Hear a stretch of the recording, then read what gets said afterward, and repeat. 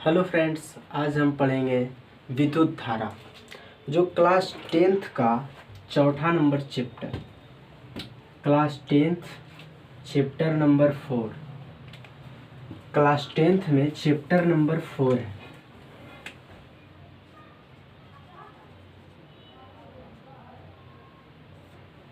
Chapter number 4, इस chapter का नाम है विद्युत धारा।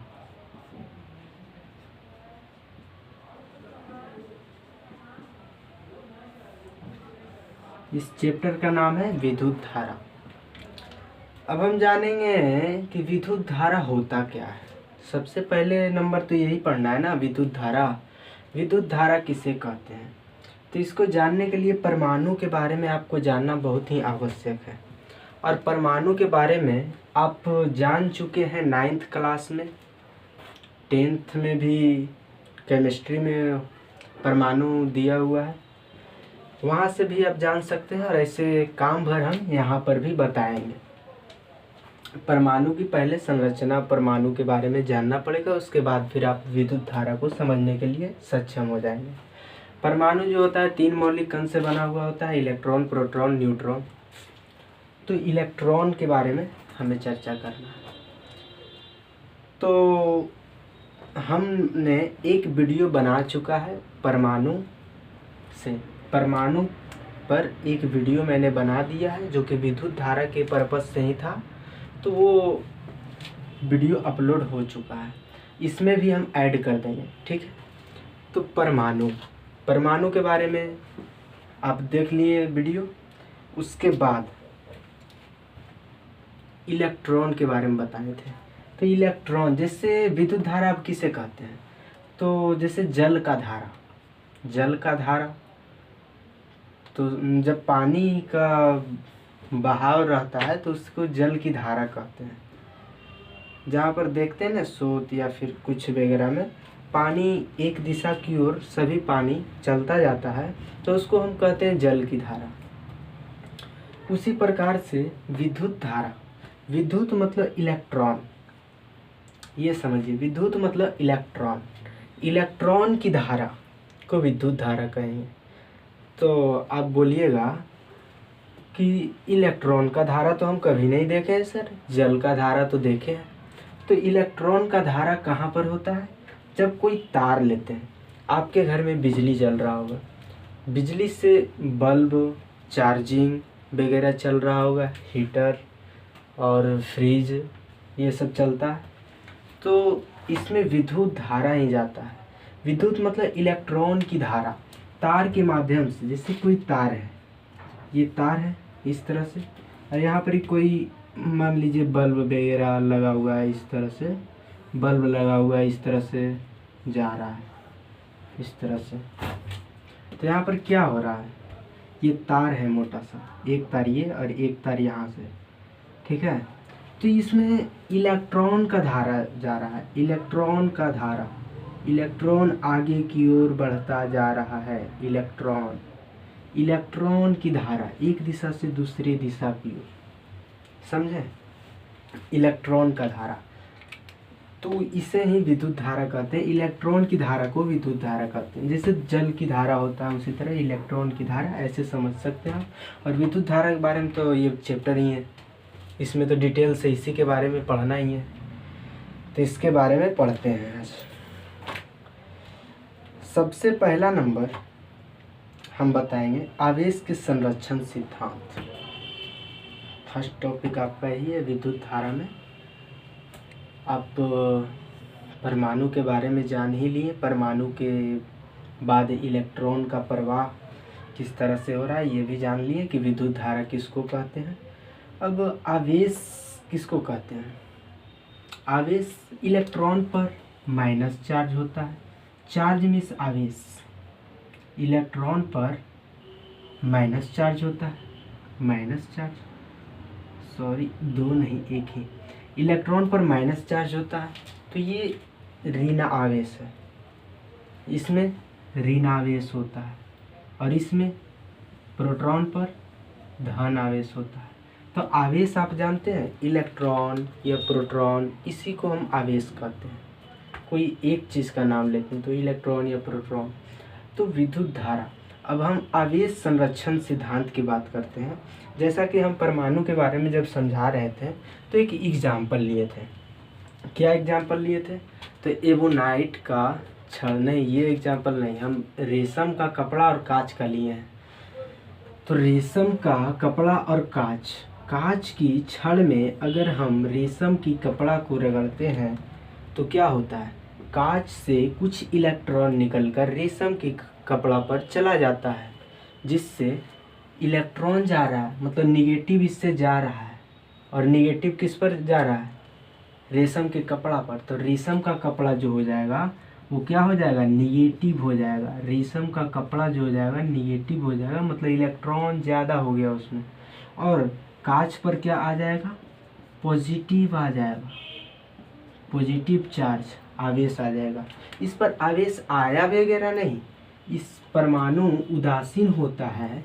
अगर परमाणु, बताइए आप ही, उदासीन होता है और इससे एक इलेक्ट्रॉन निकल गया, मतलब प्रोटॉन की संख्या ज़्यादा हो गया, प्रोटॉन की संख्या ज़्यादा हो गया इलेक्ट्रॉन की अपेक्षा, क्योंकि इलेक्ट्रॉन तो बाहर निकल गया है तो प्रोटॉन की संख्या कम गया, प्रोटॉन की संख्या बढ़ गया तो ये धनावेश हो गया। और जिस पर इलेक्ट्रॉन की संख्या गया है, जैसे मान लीजिए ये रेशम का कपड़ा का परमाणु है तो इस पर एक इलेक्ट्रॉन और आ गया तो वो इलेक्ट्रॉन की संख्या बढ़ गया तो ये निगेटिव हो जाएगा। सेम इसी तरह से विद्युत धारा, रेशम का कपड़ा, और ये इसका एग्जाम्पल हम बता दिए। इस एग्जाम्पल के माध्यम से आशा करते हैं आप लोग को समझ में आया होगा। अब आवेश संरक्षण सिद्धांत इसी पर आधारित है। आवेश संरक्षण सिद्धांत, सबसे पहला नंबर टॉपिक है आवेश संरक्षण सिद्धांत। आवेश संरक्षण सिद्धांत।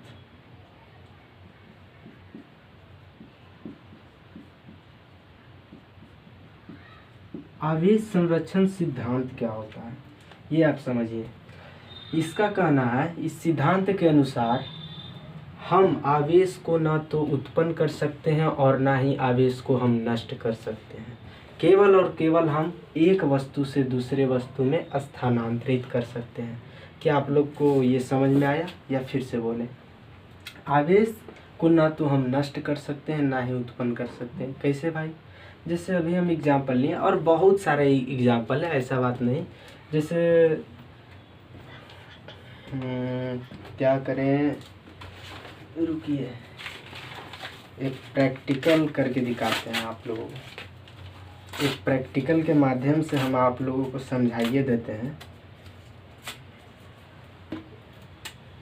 ये प्रैक्टिकल बचपन में आप किए होंगे या नहीं भी किए होंगे तो समझ जाएंगे।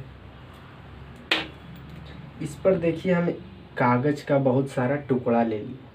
क्या लिए हैं? कागज का बहुत सारा टुकड़ा। और ये हमारे पास है पेन। क्या है ये हमारे पास? पेन। और ये कागज का टुकड़ा। अब इसे चिपका करके देखते हैं, चिपक रहा है? नहीं ना चिपक रहा है। कितनों कोशिश कर रहे हैं हम, लो इधर से भी करते हैं, इधरों ने चिपक रहा है, इधरों ने चिपक रहा है।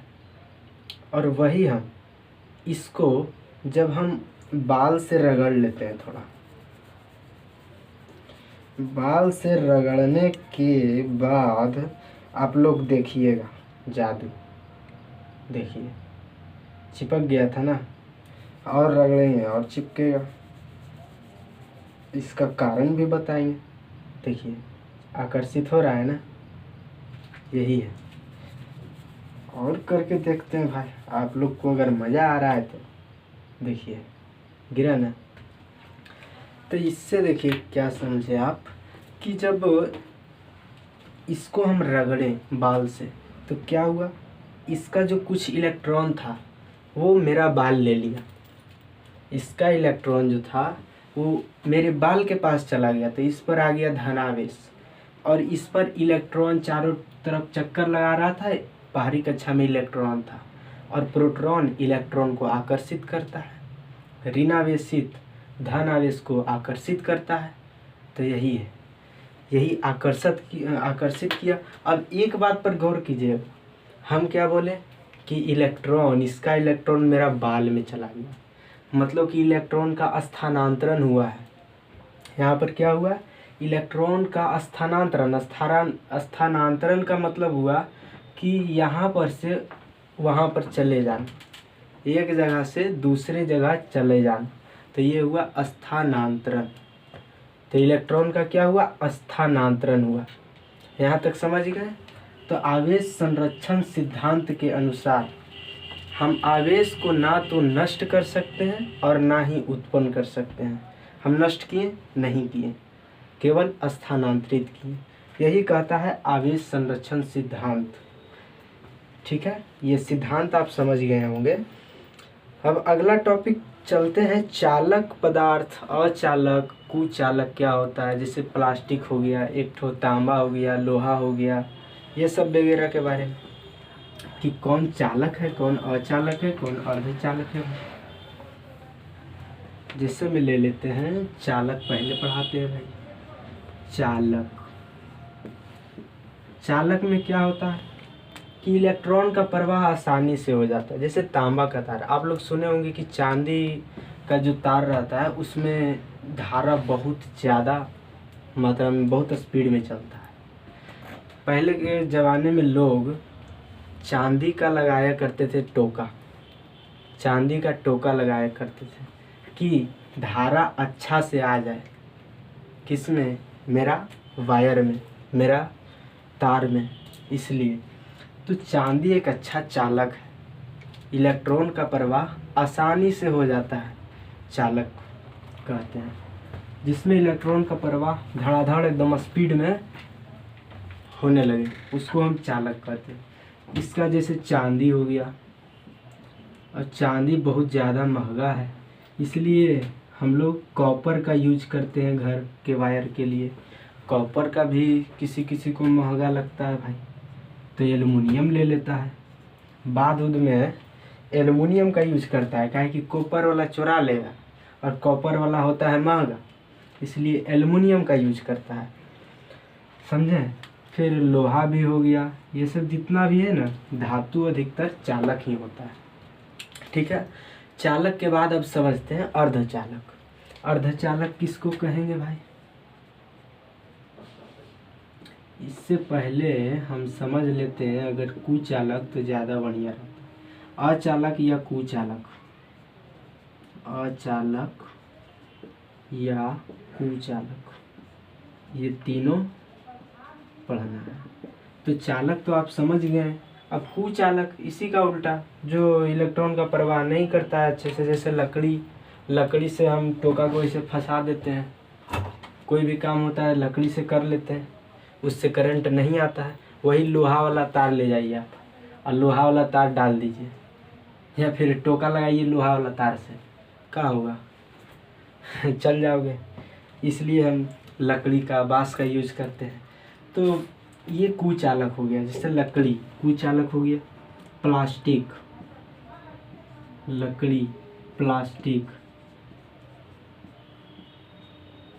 प्लास्टिक, एक ठो चीनी का मिट्टी लिख लीजिए, क्या है कि आगे ये शब्द आएगा, चीनी का मिट्टी। अब कुचालक समझ गए हैं, अचालक और कुचालक। अर्धचालक अब बात करते हैं। जैसे जर्मेनियम जो है, जर्मेनियम ये अर्धचालक है। कैसे भाई? ये दोनों काम करता है, चालक भी, इलेक्ट्रॉन का प्रवाह होने देता है लेकिन बहुत धीमे गति से। जैसे आप उससे अगर टच कर देते हैं, बोर्ड वगैरह में लाइन है और जर्मेनियम का वायर लिए हैं और इसमें इसे ढुका दिए हैं, डाल दिए हैं उसमें, तो कुछ कुछ झनझनाहट आएगा, पूरा एकदम कस के नहीं आएगा। लेकिन आप लोग ये सब ट्राई नहीं कीजिएगा, बता देते हैं, कोशिश नहीं कीजिएगा करने का बिना अच्छे से नॉलेज का, समझे? तो अगर डालते हैं उसमें तो हल्का कम झनझनाहट आता है। इसमें वोल्टेज वगैरह ये सब नियंत्रित किया जाता है, इसलिए आपको बोल रहे हैं ऐसा नहीं करना। ऐसे जर्मेनियम का आपका घर में उपलब्ध भी नहीं होगा। तो ये अर्धचालक हो गया, ठीक है। अर्धचालक मतलब कि बहुत स्पीड में इलेक्ट्रॉन का फ्लो नहीं करेगा, धीरे धीरे थोड़ा करेगा, तो ये अर्धचालक हो गया। अब हम फिर से आते हैं विद्युत धारा पे, इसको मिटा दें, कोई दिक्कत, चालक, अर्धचालक और कुचालक में कोई दिक्कत नहीं होना चाहिए। अब विद्युत धारा किसे कहते हैं भाई? इसका एक फार्मूला आप याद रखिएगा तो अच्छे से डिफिनेशन याद हो जाएगा, या फिर आप डिफिनेशन याद कीजिए, उससे फार्मूला निकालिए, आप जैसा सोचते हैं। हम तो चाहते हैं कि एक ही बार में इस तरह से लिख दो फार्मूला और विद्युत धारा समझ लो। अब ये आई क्यू टी, ये क्या लिख दिए sir? I Q T. I देखो बाबू, आई जो है विद्युत धारा को सूचित किया जाता है आई से। नोट पॉइंट करके आप लिख ले तो ज़्यादा बढ़िया रहेगा। विद्युत धारा, क्यू जो है आवेश को सूचित करते हैं क्यू से। टी समय को सूचित करते हैं टी से, ठीक है। तो विद्युत धारा किसे कहते हैं? विद्युत धारा किसे कहते हैं? तो एक सेकेंड में प्रवाहित आवेशों की संख्या को, एक सेकेंड में जितना आवेश प्रवाह करेगा कोई वायर से, तो उसको कहेंगे 1 एम्पीयर धारा। विद्युत धारा का एसआई मात्रक एम्पीयर होता है। जिस तरह लंबाई को हम मीटर में मापते हैं, किलोमीटर में मापते हैं, सेंटीमीटर में मापते हैं, उसी तरह से विद्युत धारा को हम किस चीज़ में मापते हैं? इसे हम एम्पीयर में मापते हैं। आप 9th क्लास में पढ़े होंगे 7 गो किस जो स्वतंत्र रूप से पाया जाता है, क्या कहते हैं? तो विद्युत धारा को हम एम्पीयर से मापते हैं। यहाँ तक समझ में आ गया? आवेश समय, तो विद्युत धारा, ठीक है। विद्युत धारा हम समझा दिए, इलेक्ट्रॉनों को प्रवाह को विद्युत धारा कहते हैं। और इसका फार्मूला ये है, I बराबर क्यू बटा टी।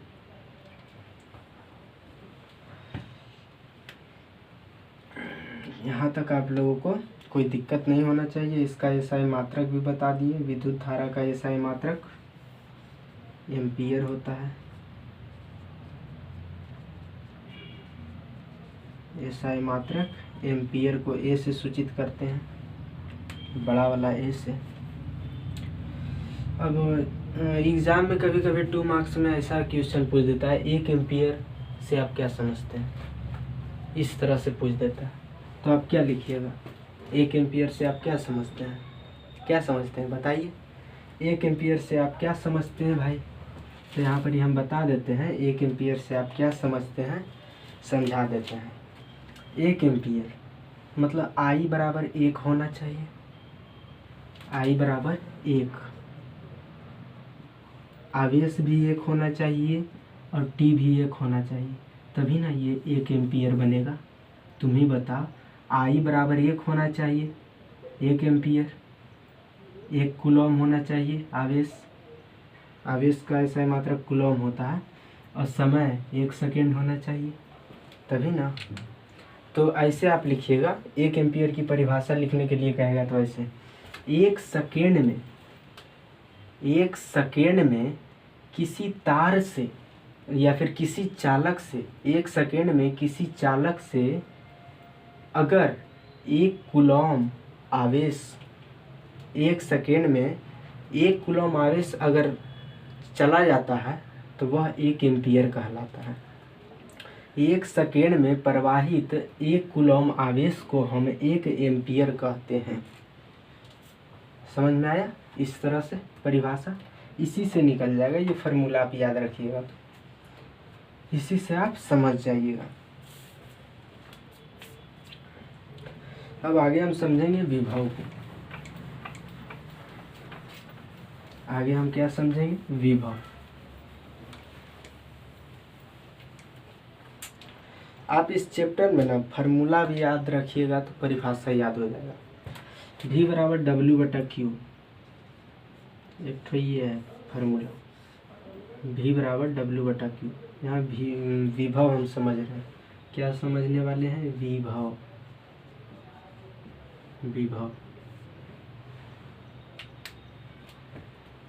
विभव समझेंगे। एक विभव V बराबर W/Q, इसका SI मात्रक वोल्ट होता है। विभव देखिए, 1 कूलम आवेश को अनंत से 1 कूलम आवेश को किसी स्थान पर लाने में किया गया कार्य को विभव कहते हैं।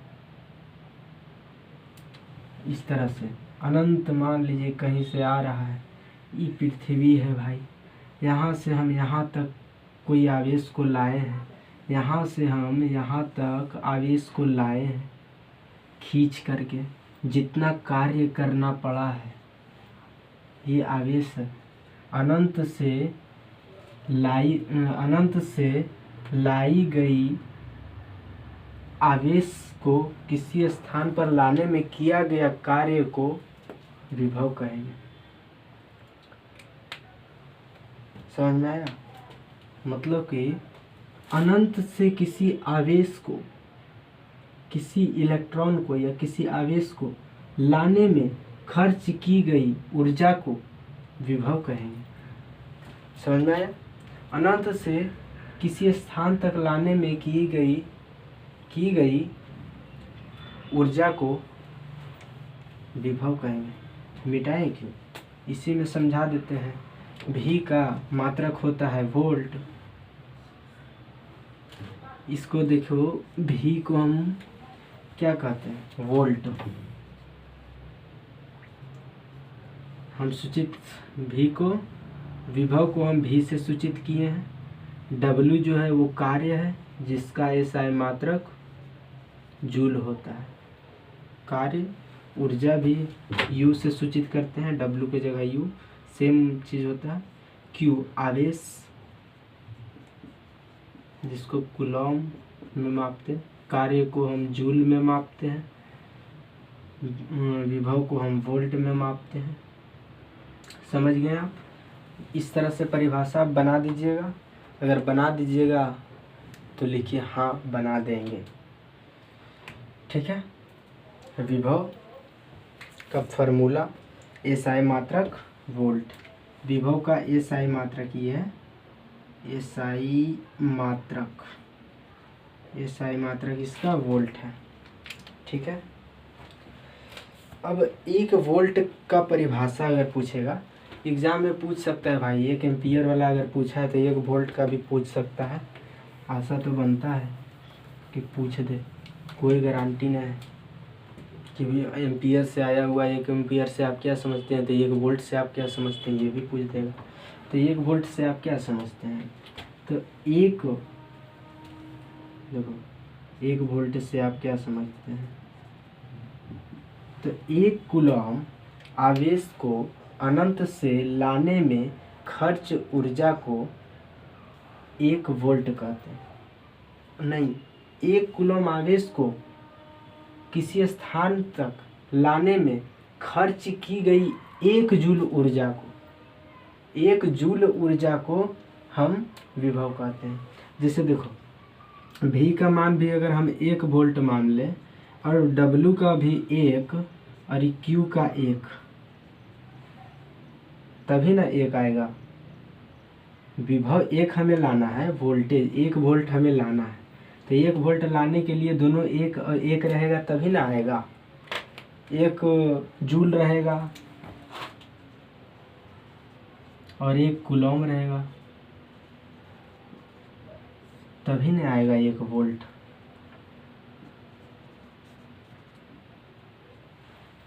एक वोल्ट। अब इससे डिफिनेशन बनेगा कि 1 कूलॉम आवेश को लाने में की गई खर्च 1 जूल ऊर्जा को 1 वोल्ट कहते हैं।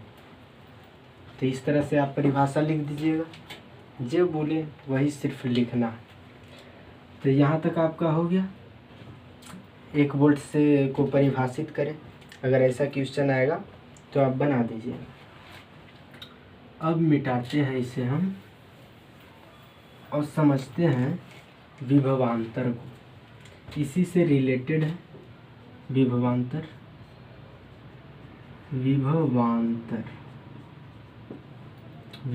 हम किसको बोलेंगे भाई? सेम कुछ नहीं, विभव सेम दिख रहा है ना, विभव अंतर, तो विभव में अंतर को विभवांतर कहते हैं। सिंपल परिभाषा, विभव में अंतर को विभवांतर कहते हैं। जैसे विभवांतर निकालना है तो देखो क्या काम करना, V2 माइनस V1। अब बोलेगा कि V2 का है सर, V1 का है सर, हमको तो बुझाइए नहीं रहा है। बात सही है कि आपको नहीं बुझाएगा। अगर कोई बैटरी लेते हैं, चलो ना एक तो बैटरी ले लेते हैं टॉर्च वाला, वैसे ही रहता है, और वोल्ट मीटर से हम इसको चेक करेंगे। एक ठो यहाँ पर लगाएंगे और एक नीचे लगाएंगे तो कुछ रीडिंग बताएगा। वोल्ट मीटर भी आगे पढ़ाएंगे, टेंशन लेने का बात नहीं है। तो उससे विभवांतर का मापा जाता है, वोल्ट मीटर से विभवांतर को मापा जाता है। एक ठो यहाँ पर लगाएंगे तार, एक ठो तार यहाँ पर लगाएंगे, और ये रहेगा कहाँ जुड़ा हुआ? वोल्ट मीटर से जुड़ा हुआ रहेगा। तो ये विभवांतर देगा। मतलब विभव में अंतर को, यहाँ विभवांतर कुछ और था, यहाँ कुछ और है, तो उसी को लिखे हैं V2 और V1। एगो के लिख दिए हैं V2 और एगो के लिख दिए हैं V1। दोनों जगह विभव अलग अलग, समझे? विभव दोनों अलग जगह है, तो हम लिख दिए एगो के V1 एगो के V2 ताकि आसानी से समझ में आ जाए। तो V1 और एगो V2, तो V2 माइनस V1 डिफिनेशन के अनुसार विभव में अंतर को, तो विभव में अंतर तो V2 माइनस V1 बराबर V हम विभवांतर को लिखे हैं तो V2 माइनस V1। विभव में अंतर को विभवांतर कहते हैं। ये दोनों का अंतर को हम विभवांतर कह दिए, ठीक है। सेम यही चीज़ है, और इसका भी सूत्र यही होता है, V बराबर W/Q विभव का सूत्र, और वही विभवांतर का V2 माइनस V1। इसी से पूरी रिलेटेड है विभवांतर। हालांकि एग्जाम में आया हुआ क्वेश्चन है, विभवांतर किसे कहते हैं? तो विभव में अंतर को विभवांतर कहते हैं।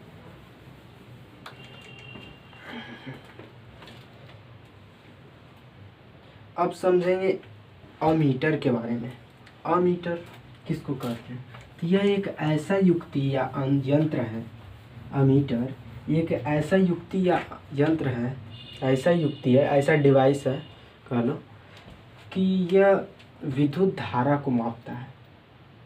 जिस तरह से विभव को वोल्ट में मापते हैं, लंबाई को किलोमीटर में मापते हैं, द्रव्य कोई रहता है दूध को लीटर में मापते हैं, चीनी को केजी में मापते हैं, सेम इसी तरह से कि विद्युत धारा को हम एम्पियर में मापते हैं। अब एमीटर काम क्या करता है? आप क्या देखे होंगे, आप कोई दुकान पर जाते हैं तो वो 1 किलो कैसे मापता है? 1 किलो कोई सामान है तो उसको कैसे मापेगा? कुछ पदार्थ चीनी मान लो, तो उसको मापने के लिए वो एक ठो स्मार्ट नहीं रहता है, उस पर रखता है और उस पर लिखा जाता है 1 kg। उसी तरह से सेम अमीटर जो है वो वही काम करता है। कौन काम भाई? अमीटर जो है ऐसा जो बना हुआ रहता है, क्या कहते हैं जी, यही टाइम था भुलाने का। इस तरह से नहीं रहता, यहाँ पर ही रीडिंग दिखाता है।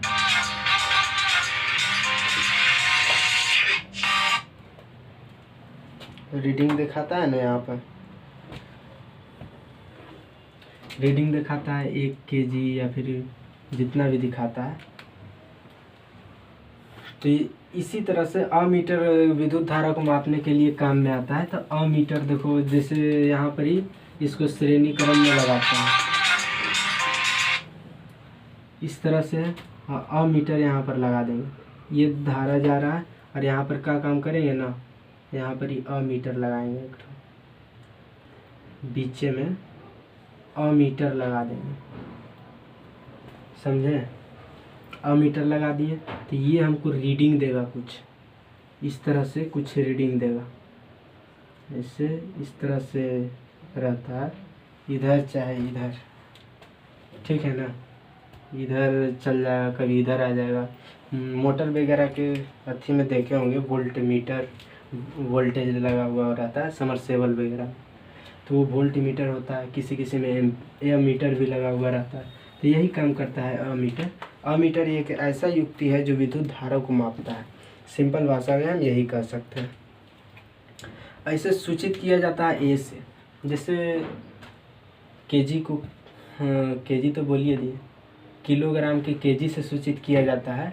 उसी तरह से ए मीटर को जो माप के लाता है, जैसे 10 एम्पियर, 11 एम्पियर ऐसे आता है, 12 एम्पियर, 50 एम्पियर, इस तरह से। समझ में आया अमीटर को कैसे मापते हैं? ठीक है, अमीटर। उसके बाद हम देखते हैं जोड़ा जाता है इसे श्रेणी क्रम में, भाई ये भी पता है।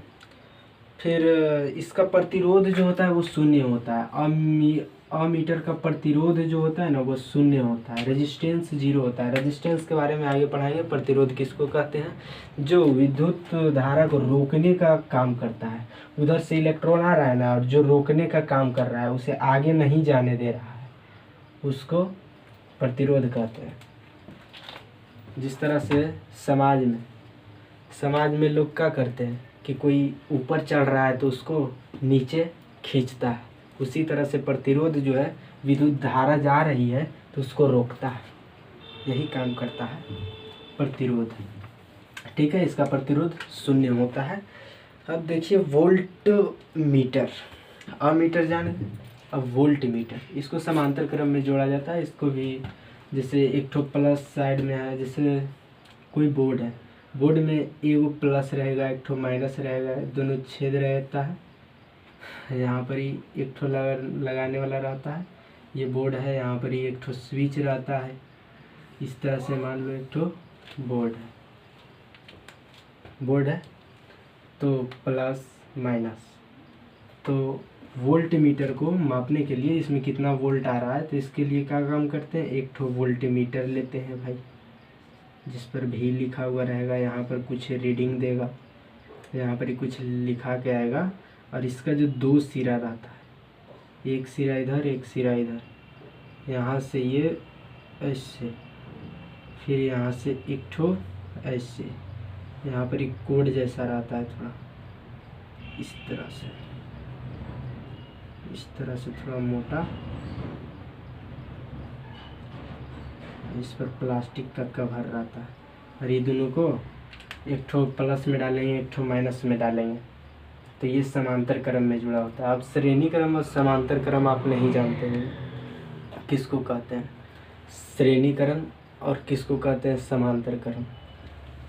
तो श्रेणी क्रम और समांतर क्रम आपको समझाने के लिए हमें एक ठो डायग्राम का यूज़ करते हैं। डायग्राम में एक बल्ब यहाँ लगाएं, एक बल्ब यहाँ लगाएं, एक बल्ब यहाँ लगाएं, इस तरह से, और तीनों को ला करके एक ठो बैटरी से जोड़ दिए। एक ठो बैटरी से जोड़ दिए, ये बैटरी को सूचित करता है और ये बल्ब है। तो ये प्लस ये माइनस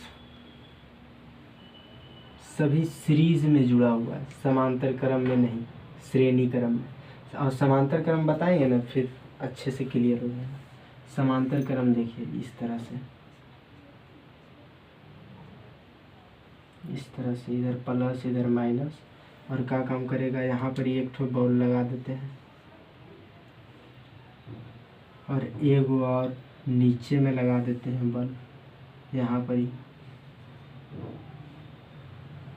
ही क्या हो रहा है, धारा एक ही बार जा रहा है, एक ही बार चला रहा है। और इसमें धारा एक बार यहाँ पर से इधर मुड़ेगा, फिर इधर से आएगा, और एक बार धारा इधर से यहाँ से जाएगा, फिर ऐसे आएगा। तो ये समांतर क्रम, उस श्रेणी क्रम, समांतर क्रम, समझ गए। तो यही समांतर क्रम में वोल्टमीटर को जोड़ा जाता है। वोल्टमीटर को भी से सूचित किया जाता है, इसका प्रतिरोध अनंत माना जाता है। भी से सूचित किया जाता है, वोल्टमीटर को हम भी से सूचित करते हैं। वोल्टमीटर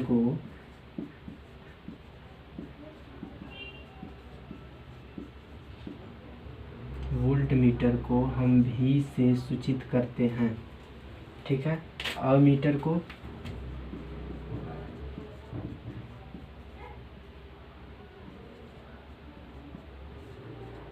ए से सूचित करते हैं, अमीटर को ए से, वोल्टमीटर को भी से सूचित करते हैं। समझ में आया। यहाँ तक अगर समझ में आ गया है, किसी भी प्रकार का प्रॉब्लम नहीं है, तो आप तो धन्य हैं और आगे समझ में आ जाएगा। वोल्टमीटर, अमीटर, वोल्टमीटर भी एक डिवाइस है, अमीटर भी एक डिवाइस है। जिस तरह से कंप्यूटर इज अ डिवाइस है ना, कंप्यूटर भी एक डिवाइस है, मोबाइल भी एक डिवाइस है, ये सब डिवाइस है। बल्ब भी एक डिवाइस हो सकता है, ये सब डिवाइस है। उसी तरह से वोल्टमीटर भी एक डिवाइस है, अमीटर भी डिवाइस है। डिवाइस का हिंदी होता है युक्ति, यंत्र, समझें, युक्ति या यंत्र, ये होता है डिवाइस।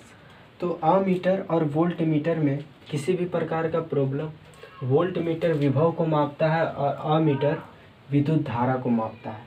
अमीटर एम्पियर में मापाता है, वोल्टमीटर से वोल्ट में मापा जाता है, ठीक है। अमीटर और वोल्टमीटर। अब देखो एक ठो चीज़ और समझाना है आप लोगों को कि अमीटर और वोल्टमीटर में, जैसे कोई बैटरी लगा हुआ है जी,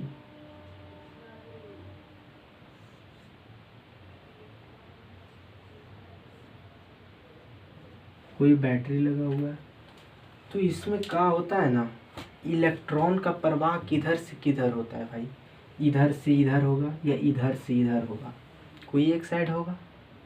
तो इलेक्ट्रॉन का प्रवाह जो होता है ना, वो माइनस साइड से होता है। इलेक्ट्रॉन इधर जाएगा, यहाँ से निकलेगा। कोई बैटरी आप लेते हैं तो उसका क्या होता है, एक साइड लिखा होता है माइनस, एक साइड लिखा होता है प्लस, इसी तरह से न लिखा होता है, इधर माइनस है इधर प्लस है, ठीक है। तो ये माइनस से जो है ना, वो निकल करके जाता है इलेक्ट्रॉन वायर के माध्यम से, कहाँ पर ही, ये साइड जाता है और बीच में लगा होता है बल्ब। इसी तरह से हमारा टॉर्च काम करता है, समझे। इलेक्ट्रॉन यहाँ से निकल करके प्लस साइड जाता है, इलेक्ट्रॉन इधर से निकलेगा, ऐसे जाएगा इस पाथ से, इस तरह जाएगा, इलेक्ट्रॉन जाता है ये साइड, ठीक है। और विभव जो हम बोल रहे हैं, विभवांतर वोल्टेज, तो वोल्टेज जो होता है, धारा की दिशा ये साइड होता है, इलेक्ट्रॉन की दिशा ये साइड, और धारा की दिशा इसके विपरीत साइड होता है। इसे आप रट लीजिएगा, क्योंकि इसे प्रैक्टिकल करके हम दिखा नहीं सकते हैं, और दृश्य है, इसको हम देख नहीं सकते हैं। तो ये जो इलेक्ट्रॉन है, इलेक्ट्रॉन के विपरीत दिशा में धारा बहता है, ठीक है। इलेक्ट्रॉन के विपरीत दिशा में धारा बहता है, और वही है विभव। विभवांतर भी यहाँ पर से माप सकते हैं आप, ओमीटर भी लगा सकते हैं बीच में, कोई दिक्कत नहीं है भाई, श्रेणी क्रम में लग सकता है, ठीक है ना। अब वोल्ट मीटर जो पिछला डायग्राम दिखाए थे इस तरह से जो था, यहाँ पर लगा दिए थे एक ठो बैटरी, इस तरह से लगाए थे ना बैटरी, प्लस एक साइड माइनस था, यहाँ पर से एक ठो बल्ब यहाँ पर लगाए थे, एक बल्ब यहाँ पर लगाए थे। अब वोल्ट मीटर लगाना है तो क्या काम करना पड़ेगा, 2 तार यहाँ पर से एक तार, यहाँ पर से एक तार लाना पड़ेगा और वोल्ट मीटर से जोड़ना पड़ेगा तो कुछ रीडिंग देगा, ठीक है। इस तरह से ये वोल्ट मीटर है तो कुछ रीडिंग देगा, वही विभवांतर में देगा। तो ये समांतर क्रम में लगाया गया है और ये श्रेणी क्रम में लगाया गया है, जो एक ही सर्किट से डायरेक्ट एकदम करंट प्रवाह हो रहा है और इसमें अंतर हो जा रहा है, विभव में अंतर कुछ हो रहा है, इसमें कहीं पर विभव में अंतर नहीं होगा, ठीक है। यहाँ तक आप समझ गए होंगे तो बहुत बढ़िया है। अब हम पढ़ेंगे सेल। सेल की परिभाषा, सेल इसी को कहते हैं मेन रूप से। ये जो बैटरी हम बोल रहे हैं ना, ये सेल ही है जिसमें इलेक्ट्रॉन उत्पन्न करता है। जैसे छोटा सा बैटरी देखे होंगे, टॉर्च वगैरह में लगा होता है और बहुत सारा डिवाइस में, छोटा घड़ी में भी लगा होता है जो हाथ में पहनते हैं, वो घड़ी में लगा हुआ होता है, छोटा सा बैटरी होता है। इस तरह से कैसे दिखाएं हम फिगर को है, जिससे हम लोग कहते थे कि धूप में रख दोगे तो चार्ज हो जाएगा, लेकिन वो चार्ज होने वाला बैटरी नहीं था। इतना छोटा सा बैटरी रहता है, बहुत छोटा बैटरी रहता है, जिससे हम आती घड़ी में यूज करते हैं, ये वाला घड़ी हाथ वाला। तो वो जो है उसको हम सेल कहेंगे, और सेलों को समूह को ही बैटरी कहा जाता है। जैसे यहीं पर टॉर्चे वाला भी, ये भी सेलें हैं, समझे, ये भी सेल ही है, और सेलों के समूह को हम बैटरी कहते हैं। आप टॉर्च देखे होंगे, टॉर्च में क्या होता है कि 3 बैटरी लगता है। कितना बैटरी लगता है, 3 बैटरी। इस तरह से थोड़ा सा मिस्टेक हो रहा है डायग्राम, इस तरह से। फिर एक ठो रहता है यहाँ पर, इसका पीछे में जुड़ता है, ऐसे ऐसे ऐसे, यहाँ पर उठा हुआ इसी तरह से सटा हुआ रहता है। फिर नीचे एक ठो रहेगा इस तरह से, सेम साइज का, हमसे थोड़ा बड़ा बन रहा है, सेम साइज का इस तरह से। तो एक ठो जो है ना उसे सेल कहेंगे, इसको हम सेल कहेंगे। और बैटरी किसे कहते हैं, तो सेलों के समूह को हम बैटरी कहते हैं। ये सब का ग्रुप को हम बैटरी कहते हैं, सेलों के समूह को हम बैटरी कहते हैं। और सेल जो बना होता है ना, उसमें रासायनिक अभिक्रिया वगैरह होता है, वो पढ़ना है केमिस्ट्री में। और केमिस्ट्री क्लास 10th में नहीं, क्लास 12th में पढ़ना है आगे। अभी आपको उतना डीप जानकारी नहीं दिया जाएगा, डीप जानकारी भी नुकसान है। अगर आप डीप जानकारी लेने के चक्कर में रहिएगा तो एग्ज़ाम में दिक्कत करेगा। एग्ज़ाम में तो डीप से आएगा नहीं क्वेश्चन, आपका जो सिलेबस में दिया है उसी से आएगा। सेल जो है विभवांतर बनाए रखती है, ठीक है। अब विद्युत धारा की प्रबलता, ओम का नियम पढ़ेंगे। क्या पढ़ेंगे, ओम का नियम। ओम का नियम, जिस तरह से आपने विद्युत धारा I बराबर Q/T, V बराबर W/Q फार्मूला आपने देखा है और समझा है, याद कर लिए होंगे आशा करते हैं। अब ओम का नियम भी इसी तरह से आपको फार्मूला याद करना पड़ेगा, उसके बाद समझिएगा तो ज़्यादा बढ़िया से समझ में आएगा। परिभाषा के बाद फिर फार्मूला याद करना, ये थोड़ा टफ हो जाता है। रिवीजन करने वक्त सिर्फ फार्मूला, आप इतना छोटा सा चीज़ को देखिएगा फार्मूला को, तो आपका पूरा परिभाषा एक बार में याद हो जाए, रिवीजन करने समय ये काम देगा। तो फार्मूला पहले हम लिख लेते हैं।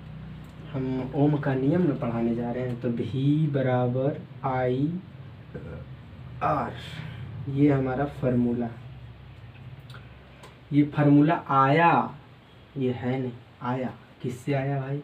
तो I जो समानुपाती होता है, I ने पहले V, ये हम लिख देते हैं।